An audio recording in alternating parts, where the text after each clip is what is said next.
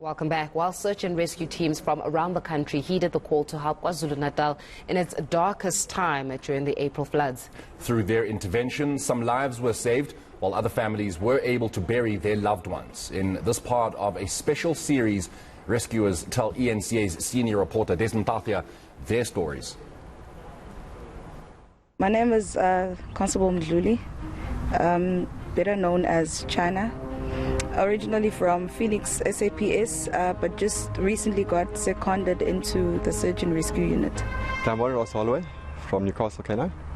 I joined search and rescue as a diver in 2010. I'm Sergeant Clinton O'Dea from the Mshlali Canine Search and Rescue. I work with the search and rescue dog Dante. I am Constable Madeleine Holloway from Newcastle SAPS.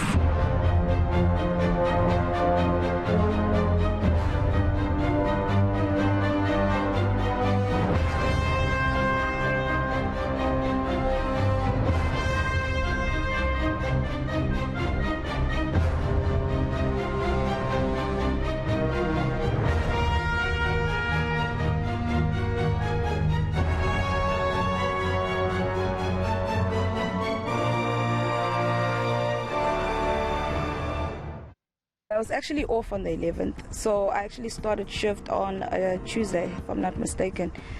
That is when I actually visited a whole lot of scenes. That's when I actually saw the destruction, and on that day it was crazy. There's no scene that was better than the other. They were all crying out for help, and they were all equally as important. So all had to be treated with such importance. On that night, I was laying in bed, and the rain started to get heavier. My phone started beeping, going off the hook. Phone calls started coming in. Residents started calling me. Chat groups. People started requesting for assistance. Started panicking. There was a specific message I saw where it said people have been climbing onto the roofs trying to seek safety and refuge. I said now things are getting out of hand. We need to step in and try and render some sort of assistance. Little did I know the total devastation that it was going to cause across KZN. Okay, on April 11th, I was actually still in Newcastle. I attended a complaint in Pomeroy where two school kids were actually swept off the bridge. And we also experienced heavy rainfall in northern Natal section. And yeah, I was busy with that scene. Luckily, we managed to recover both bodies of the two school kids. And 3 o'clock in the morning of the 13th, I actually travelled to Durban to come and assist operation in Durban site, where more people were needed and assistance were needed in the site.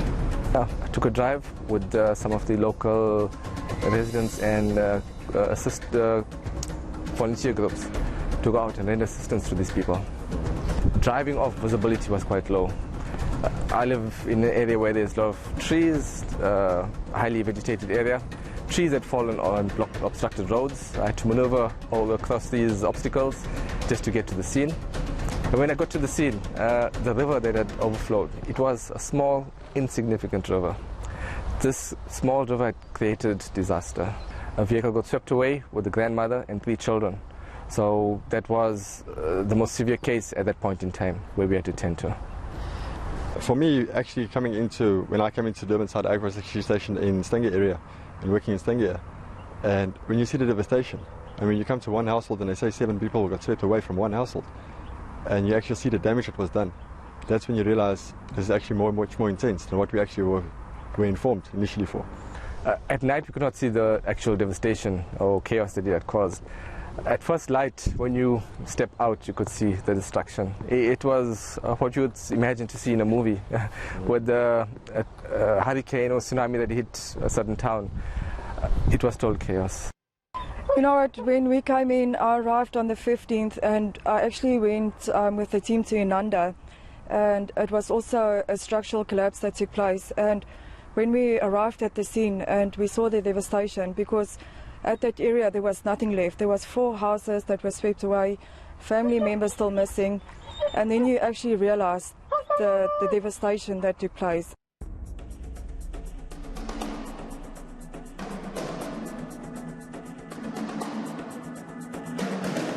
On a normal day, I would receive a few phone calls of assistance in a place that could be manageable, but this was beyond control. if I could split myself into 100 different people, that still wouldn't be sufficient enough. But it was beyond control. I could not contain the amount of phone calls and messages and requests for assistance on that specific day. Driving to scenes, and you had actually family members stopping you on the side of the road and say, please, can you assist us? We also lost loved ones. And you have to tell them basically, sorry, we are busy with another scene. We will try and get members out to come and assist you and help you search. And that is the devastation or the hardship that you actually felt. Trying to tell people you can't assist them at this stage now because you are busy with another complaint that I actually tasked you to do initially first.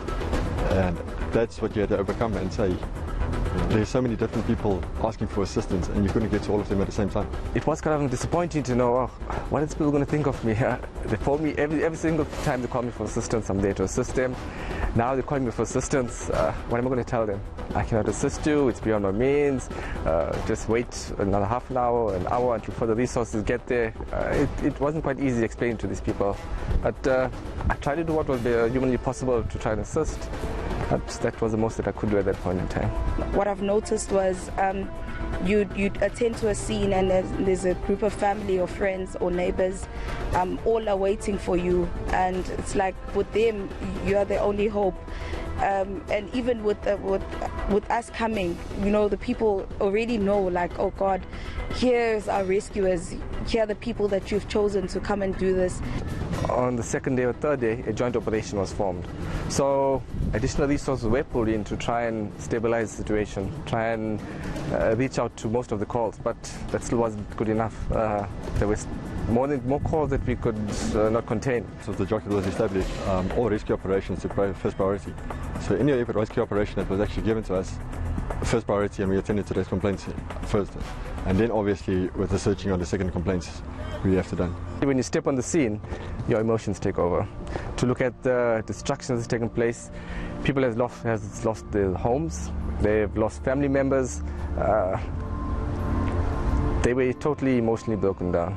So the only sense of hope was in me with a canine. So we put into teams where I was the only canine handler with other rescuers. So the main focus was on the canine trying to locate the specific missing individual.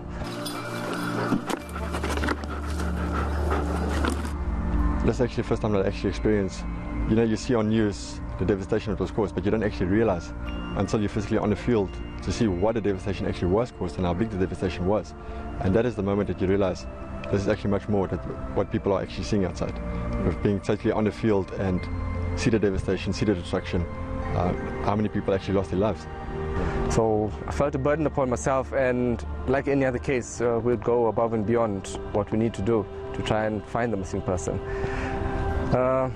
There were so many calls, there were so many cases. We didn't know how to plan and assign a specific time frame to the specific case. We searched for 2-3 hours without success. People washed quite a few kilometers downstream. It was tough. It was emotionally draining, it was physically draining, and we had to make a call and decide how are we going to strategize and attend to all of these cases. How am I as an individual going to be accountable to the family to say we cannot find your loved one. It took an emotional toll on myself as well.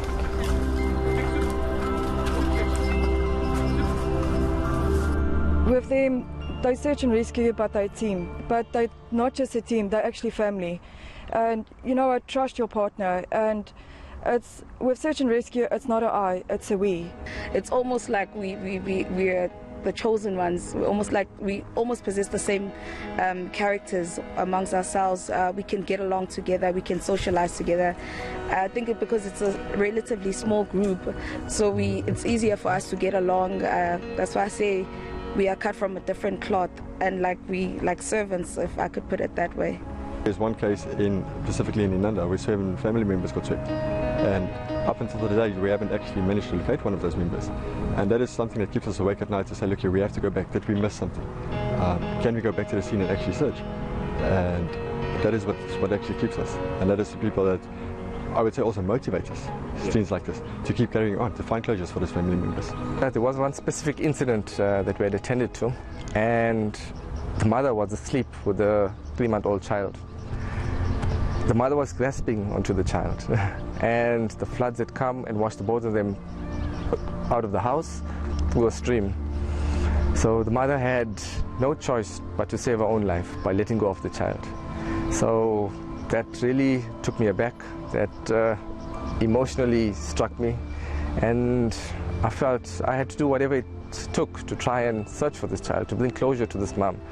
Obviously she had possibly prepared herself that a child would possibly not be alive, but just to bring back the child so that you can have closure and know that the child has been found, that burden was placed upon myself. I had personally taken on that burden to persevere and search and spend hours on that case. And I had sort of felt what the mother was going through at that time. I'm a father. I know I don't know what it's like to lose a child, but I could imagine what the mother could be going through at that time. So that's a specific case that really stands out to me and really has taken me back. Was the child ever located? Unfortunately not. The child hasn't been found as yet. But I would like to follow up and help bring closure to the mother. Definitely you have to have a passion. Search rescue, it's long hours that we are putting into this. We start at basically at 6 in the morning, sometimes we finish at 8, 9 in the night. But for us that's what keeps us going, the commitment, the dedication and the will to find closure for families in the system.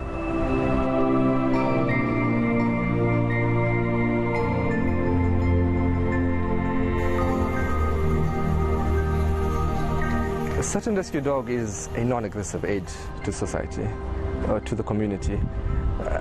He is there to search and locate either a live missing person or a deceased person. So in the instance of a live person, he would bark out to indicate there is a live scent in a specific area, or there is a deceased scent that's emanating from either a collapsed structure or under debris or a shallow grave. So Dante is specifically trained in those two scents, and he will give me a clear indication if there is any of those two scents emanating from the ground. The tool or the eNCA that they have for us to actually indicate and show us where these bodies are actually buried or hidden or stuck in. And with a dive operation, is basically you always know where a dog indicated. And you can actually focus as a diver onto a specific area where a dog actually pointed out for you to actually do a dive up. I cannot function alone as a dog handler. I need him by my side. Neither can he perform or function alone on himself. He needs a handler to guide him through as well. So it's a team that we've established. It's a relationship that and bond that we've created to be dependent upon each other. That's what carries us through, and that's how I understand, or would make somebody understand that that's how a relationship with a dog and human should be.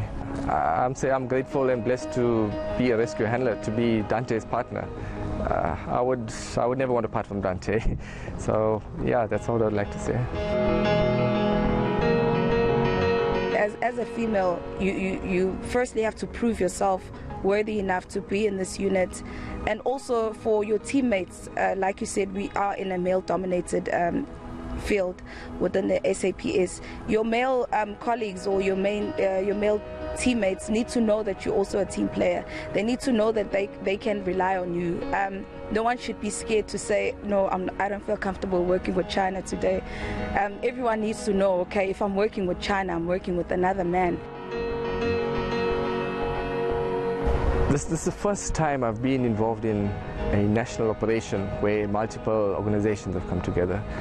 Volunteers, government organizations. I am taken aback. I'm amazed by the unity that has come through. There's never been negativity. Whenever we get regrouped together as a scene, we are put through together in with volunteers and representatives from different organizations to combine our skills together to attend to a scene. When we get to a scene, the members are always willing to persevere. I actually enjoy having my wife assisting me and helping me, and it also builds up the character between us as well. We're much more concerned about each other, so number one, our safety precautions are much more higher than normal. We're not taking unnecessary risk and things like that, but also having an extra set of eyes of just make sure that you are safe. It's putting others before yourself. That's how I would say a rescue handler should be, or a rescuer should be.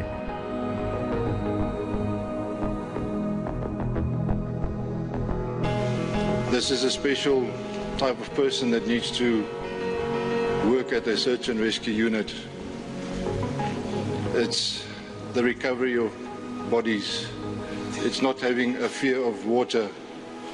It is not an easy job, and it's not something that any of our normal policemen can do. It takes a special character to work there. Many of us admired her for her bravery, grit and determination. She lived a life serving the community, helping other families find closure. Above that, she was someone's daughter, wife, mother, aunt and sister.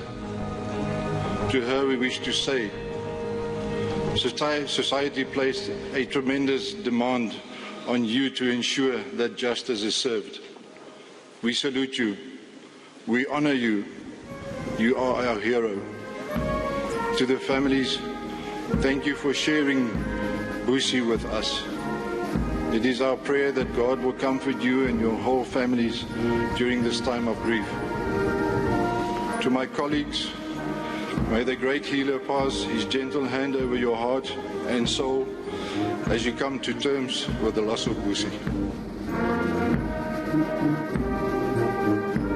We received the news when we were at a scene, and to be honest with you, I actually started crying because Busi was just not my colleague, she was one of my friends as well.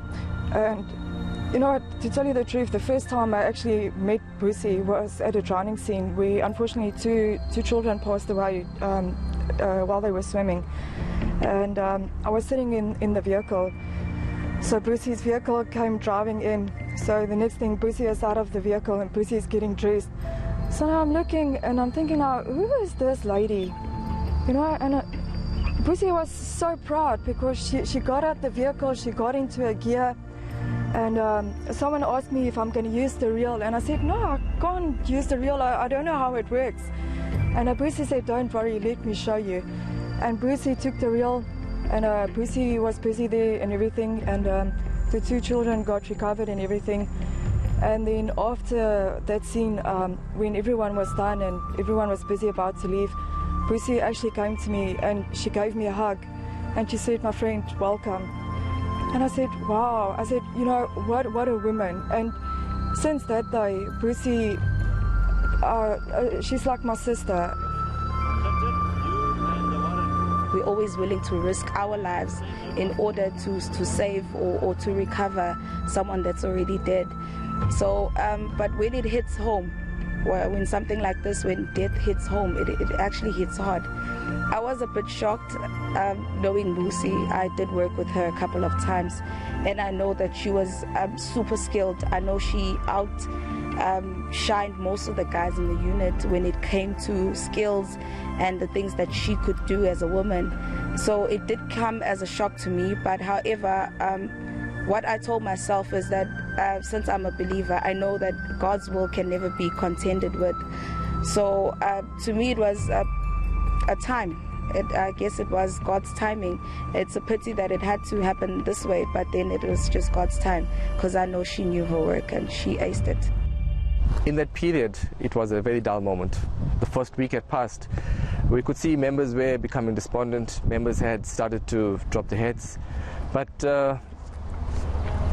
they still pushed on. They focused on what task was ahead of them. They never dwelt on the negativity, despite having to mourn for the loss of these members, both the members. But we still had to do what we needed to do. Life can be cut out at any moment, and emotionally you should embrace every happy moment that you have, whether it's with friends or whether it's with family or loved ones. It really showed me that life can just be taken from you at any point in time, and that you really need to embrace every moment that you share alive.